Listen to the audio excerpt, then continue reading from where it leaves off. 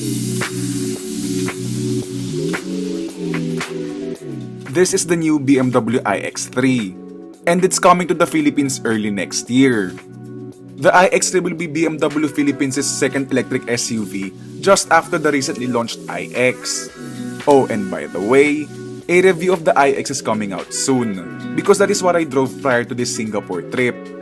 And so with that said, here are all the things that you need to know about the BMW iX3.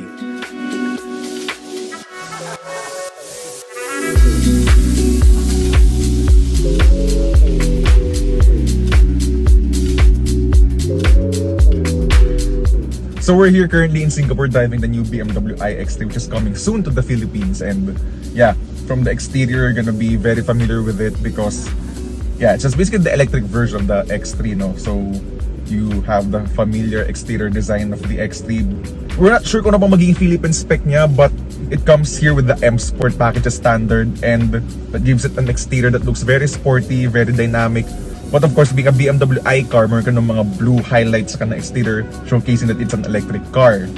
And yeah, so you have the adaptive LED headlights and all that stuff. So very familiar to the X3 owner. Likewise, if you step inside the iX3, it's very BMW, very ergonomic ang kanang layout. So very familiar. So unlike the iX, which uses the iDrive 8 infotainment system na, dito sa iX3, it's still iDrive 7. So meaning you have hard buttons pa rin dito, which makes the interior very user-friendly, very intuitive. You also have gesture control. How long it takes for you?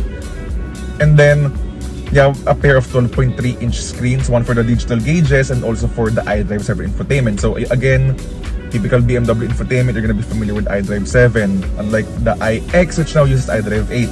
So yeah, yun nga, it's gonna be a very familiar interior to you. It's a very premium interior as expected from the BMW brand. And of course, being the M Sport, a standard nga here in Singapore, which is most likely, again, not sure, but most likely gonna be the case in the Philippines, may ganun ka ng blue stitching here because this is the M Sport nga. You have this lovely, highly adjustable M Sport seats, M Sport chunky steering wheel. So very BMW in every single aspect, even in the electric part ng kanang driving experience, no, as you're gonna find out later. So yeah, let's now head onto the open road and check out the BMW iX3.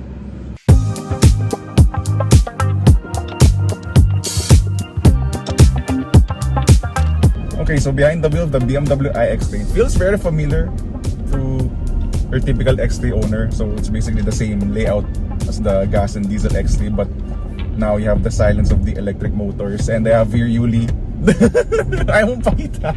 It's a collaboration with Cargate.ph, joke lang.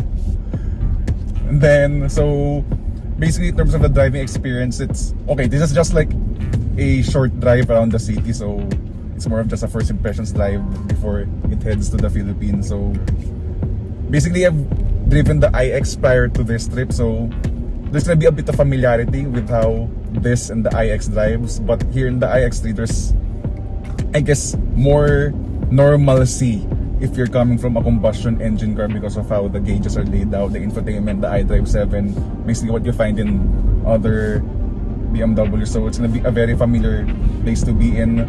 We're not gonna be able to throw this car much through the corners. Of course, we're driving in Singapore where the roads are of course strictly monitored, so at least is that the case here in Singapore? Yes.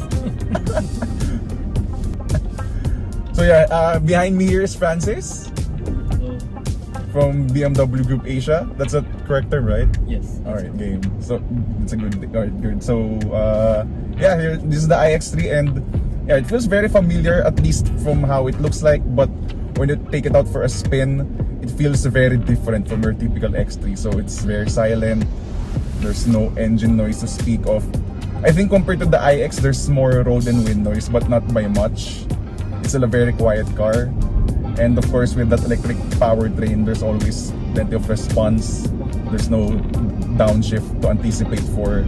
So it's always instantaneous when you put your foot on the throttle down. Then, handling wise, it feels secure.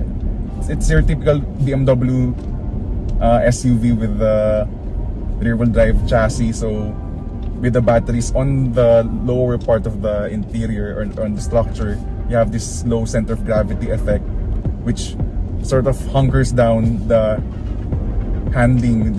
It basically feels bottom down, the handling part of the iX3. And yeah, so the adaptive suspension, it manages to be both sporty and comfortable depending on when you want it. So right now it's in comfort mode, but if you put in sport mode, it's gonna firm up the ride even more. But best leave it, I think, in its normal mode, since it will balance out it basically just balances out, right, the need for flat cornering or good ride, I think, right?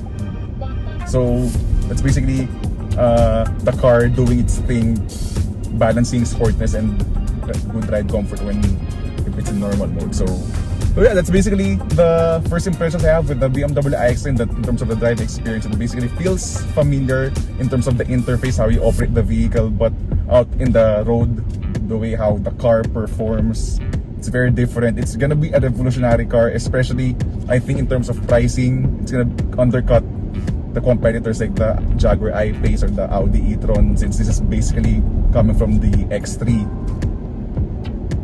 Oh, and I also must mention the part that the BMW iX3 comes with regenerative braking, which in its max setting is actually quite aggressive in bringing the vehicle to a full stop.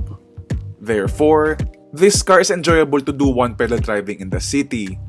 And in addition to that, the brakes surprisingly feel natural for a fully electric vehicle.